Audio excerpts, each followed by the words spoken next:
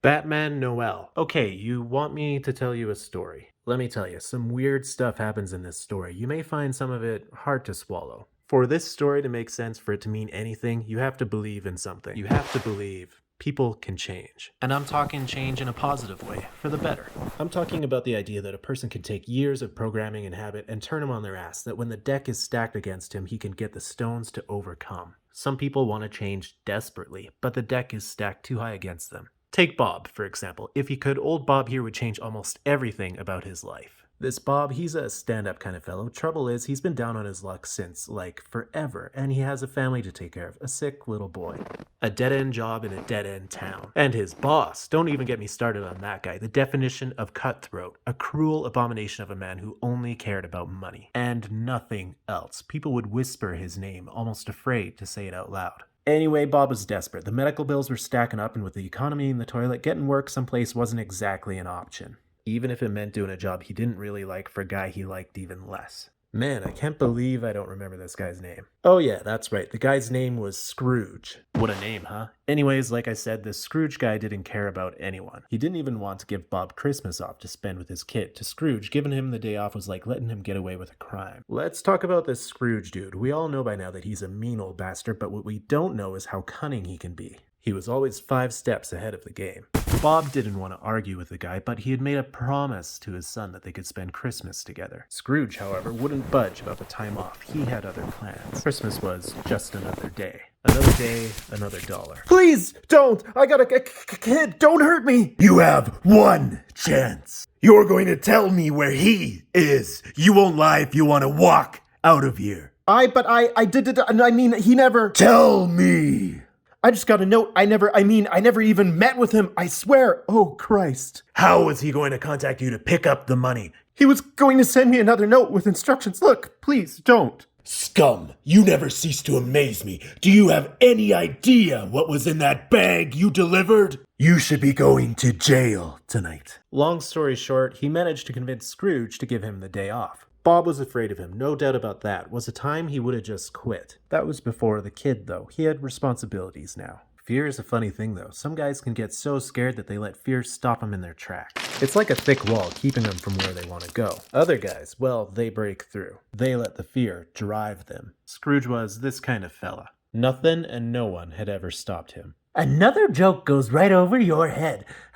Too slow, old man. Truth be told, Bob was never much of a winner. He lived in a crappy little ramshackle apartment in a crappier neighborhood. This one-bedroom shoebox had a broken toilet and bad heating, but it was a warm place. That was probably because of little Timmy. Tim had a bum leg. I'm not quite sure what was wrong with it, but his health wasn't all that great. He was a big ray of sunshine, though. A really good kid. The kind of kid that made you, well, let's just say it sucks he was so bad off. Dad! Love, you know? There was a lot of love there. Oh, Jesus, oh, God. Oh, Jesus. Check it out, I made it myself. Tim, damn it, not right now, okay? Hey, buddy, I'm sorry. I didn't mean to snap at you like that. It's just a hell of a day, that's all. Come on over and show me that thing you got there. I thought it would be cool to have a Batman thingy on here because Bobby Mills has a decoration on his tree that's... Now, why the hell would you want Batman on a Christmas tree? I mean, Batman isn't even Christmassy either. He can be scary, dressed all in black. But I thought Batman was one of the good guys. I guess. Maybe things ain't always that black and white. Sometimes even good people do bad things. A lot of love in the Cratchit house, but not a lot of anything else. This Scrooge guy, on the other hand, he had everything. His place was dark and damp, as dingy, dim, and empty as his heart, some might say. Eggnog, sir? He had spent most of his life completely obsessed with his work. There wasn't time for anyone else. Other people just seemed to be a nuisance. Master Wayne, your disregard for the privacy of others aside, may I ask what... This one's going to lead me to the Joker's small fish, but sometimes it's all you need to catch a bigger one. Small fish indeed. This one has a child. Do you honestly intend to put at risk It's the most promising lead I've got. In this war, Alfred, there are risks you must be willing to take. I take the risk that he will raise his child to be exactly like him. I take the risk that in 10 years his boy will be walking the streets with colors and a gun in his belt. I risk the future while they risk only the present. I know only too well, Master Bruce. Lest you forget there was another boy whose future was risked on my watch. Yep, work was all that mattered to Scrooge. His anger and loss had consumed him to the point where human contact was nearly impossible. I say loss because his life hadn't always been like this. He hadn't always been alone. Once he had been a different man. He had shared his passion for work with a partner. He was a younger man then. Life still seemed like it was full of hope. Hope for the future, hope for change. But that was then and this was now. His partner was long gone. Dead and buried for years, just like Scrooge's youthful optimism. On this particular night, though, old Scroogey had a visitor. Now, some people say that this thing he saw was a spirit of some sort. Others think it was just a figment of his imagination. Maybe even a little bit of his conscience playing tricks on his mind. A ghost from his past with a message for the future. He had come to deliver a warning. Scrooge had to change before it was too late. Batman then visits Jim Gordon, who tells him a certain cat burglar has a lead on where to find the Joker. Scrooge thought about the vision he had the entire evening. He couldn't get it out of his head. He must have been crazy, he thought. It had all just been his imagination playing tricks on him or something, right? Yes, his mind had just got away from him for a bit. The holidays, nostalgia, humbug. The clock struck 1. And just like that, his first visitor of the night appeared. I could hear you breathing up there. Getting old, or is it just the frosty night air? Selina, I'm not in the mood.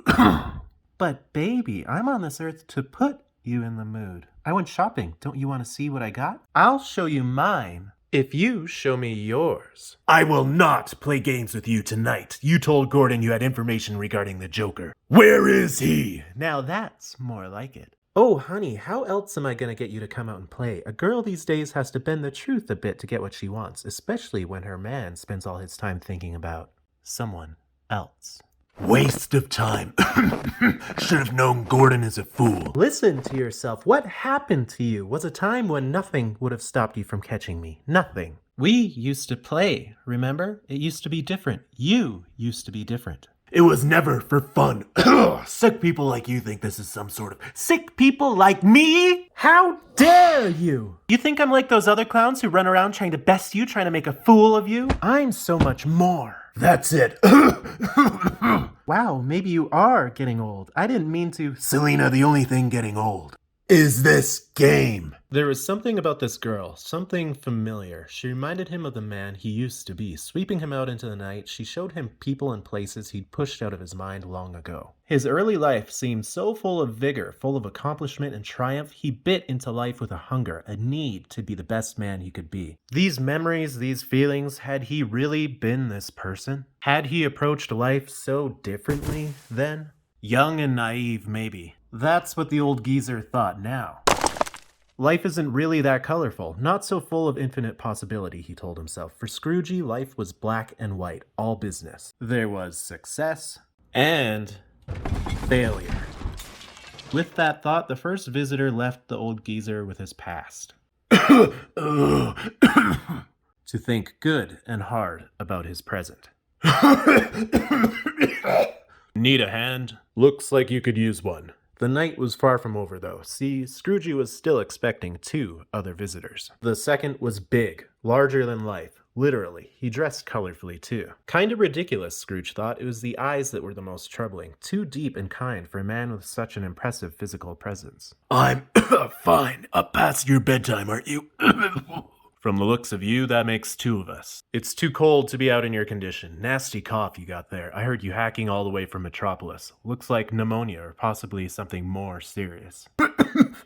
I love the way you talk about it like you know what it means to have it. You Kryptonians get sick so often, right? Isn't there someone to save somewhere in the world tonight? Yeah, you. Come on, don't be a pain about this. Just let me give you a lift to your car. One condition. I've got to make a stop first. Once again, the old bugger flew out into the night with what could have been some sort of apparition and wondered if he was going crazy. If it was a dream, though, then why did the heat he felt emanating from the big colorful fellow seem so real? I'm just checking on some bait. Wanted to see if the fish are biting. Isn't it bad form for a hunter to use parents or children as bait? Justice comes at a price. This one is going to help me reel in the clown. He works for him. And sooner or later his employer is going to come to collect. Just a matter of time, and I'll have him. Scrooge's mind didn't want to believe any of this. He knew that emotions couldn't be trusted. Despite being a bit shaken up by the memory of his past, he didn't want to lose sight of the person he'd become. If the father is involved, he could go to prison, or worse, he could... Then we only decrease the surplus criminal population. What are you going to do about the boy? I'm going to scare him so badly he doesn't dare ever follow in his father's footsteps.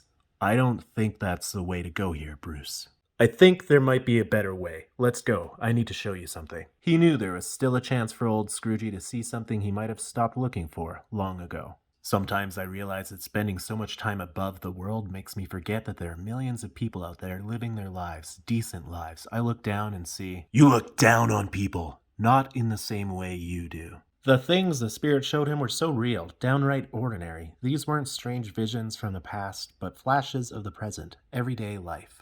There were even some familiar faces. Hold up. Can't thank you and the missus enough for having me over tonight. Appreciate it, sir. Can't have one of my boys freezing his butt off on duty Christmas Eve without a little cheer in his belly to keep him warm. So far, so good. Although we did get some Batman sightings, I still don't know what to make of that guy. I mean, I know you trust him and all, but it's not an easy relationship to keep. I guess he's a necessary evil. Oh, make no mistake, he's not evil. No, I would say he walks a fine line. It's just that sometimes he steps on the side of that line where you or I might hesitate to tread. Wonder what'll happen if he ever goes too far. I wonder about that constantly. He always considered himself a pillar of his community, an important man that people respected. It seemed that others didn't necessarily share this opinion. He had pretty much resigned himself to the fact that his life is a never-ending battle. The darkness of the world had forced him into the shadows, and the only way to combat the monsters was to become one himself. But the second spirit didn't feel the same. He seemed to be a source of infinite hope, and he radiated that hope with every movement and word. This attitude was so foreign to Scrooge, it made him suspicious. Yep, you definitely need to see a doctor. Too bad they don't make body armor for your insides.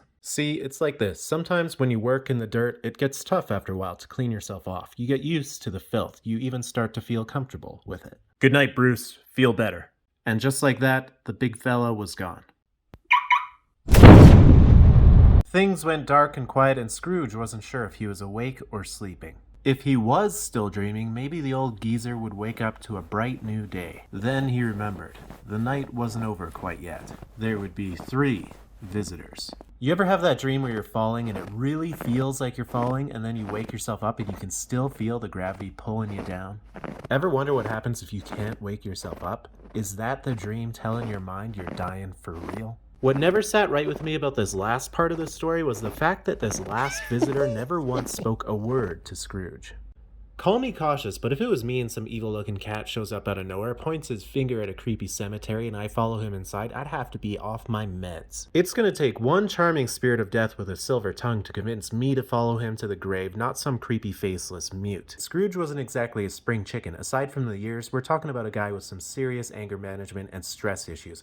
Even the heartless can have a heart attack, right? Something, not someone, came knocking that night. Old Scroogey was falling in his dream. And he wasn't waking up.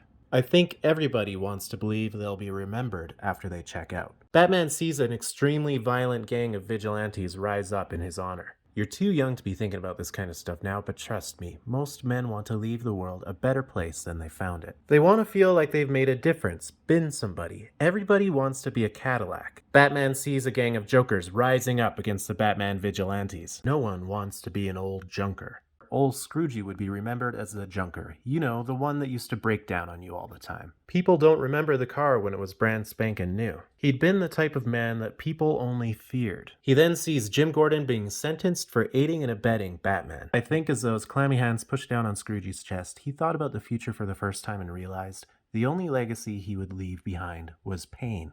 Anyone who had ever tried to get close to him was punished for it. No one to miss or mourn him. They say you're born alone and you die alone. Here lies a bat. He died boring, predictable, and nobody loved him. If you had the chance to change, to get it right, would you fight for it? Sometimes it takes dying to teach a fella how to live. In Scrooge's case, it took a real doozy of a night to make him realize this. His clock was ticking, and if he was going to get the message, he would need to listen up quick. See, with some guys, all you need is to whisper in their ear, Santa, is that you? Other guys, and old Scroogey was definitely one of the other guys, Ho, ho, ho. they needed to be hit over the head with a baseball bat. I know. You were expecting the big guy in red. If it's all the same, though, I have a bag of presents, too. Say, big guy, want to know what I got here for you and your old man? Let's see. Ooh, this is a good one. Ever play Clue? I love that game. Colonel Mustard. What a name. So, let's say we play a little. That night, Scrooge got it, and got it good. Daddy? Yeah, get your old man out here. He should play too. He knows all about mysteries. It wasn't just a new perspective on things. I want him to solve the mystery of my missing moolah. Ha! Come on out, Bobby. This game sucks with just two people. What do you want, kiddo? Maybe I'll give the little guy here the lead pipe, and he can be Miss Scarlet. Yeah! Don't you touch my son! Oh, ho, ho, come on, Bobby boy. It was a second chance, a chance to make things right. You know there's no baseball in Clue. To be the good guy, for once. Play fair! How are we ever gonna solve the mystery of my missing money if you're missing half your face? Stop, mister, please! Question. Who killed Bob? Please, I panicked. The Batman was there. I win. I killed Bob in the kitchen with the revolver. I believe a man can change, but change is such a powerful thing, such a big idea, that I gotta believe there's more to it than just making a choice. See, outside forces have to come into play. Something elemental. It wasn't just the fear of dying, it was the hope that he could have a better death. Scrooge had the chance to make sure that when he finally did check out, when all was said and done, people would remember that he had the chance to die the villain, but went out a hero. You want to threaten me? You want to threaten my son? Now who's the clown, huh? Now who gets to play the games? Ooh, Bobby boy, that's the way to do it. Why don't I show you how to play? Come on, show me. I will. Yeah, let her rip. No, you are not a criminal. Show your son the kind of man you are. The kind of man they could respect without fear. Someone they could believe in. Show him what a hero is. Trouble is, realizing all this stuff's only the first step. Boring. Neither of you know how to have a good time. If you want to walk the walk, well, you know how the rest of it goes. Old Scroogey was lucky to wake up the next morning, and he knew it. He felt like he'd just gotten out of the joint after a long stint, like a free man. There were people to see and things to do, promises to be made and kept. And just like an old con, he wanted to do it all on the first day. The first person on the list was Bob. He figured it was only right. After all, he'd always treated the poor guy like dirt. Today, though, he figured it was time to pay him back. Scrooge made the rounds that day. Old friends, business associates, anyone whose life he'd previously made miserable. My old man said he liked this story so much because it had a happy ending. He said in real life, happy endings are like unicorns. He told me it didn't really matter if it was true. It was what the story meant that was so important. I don't know, kid. What do you think? What's the moral of the story? The end.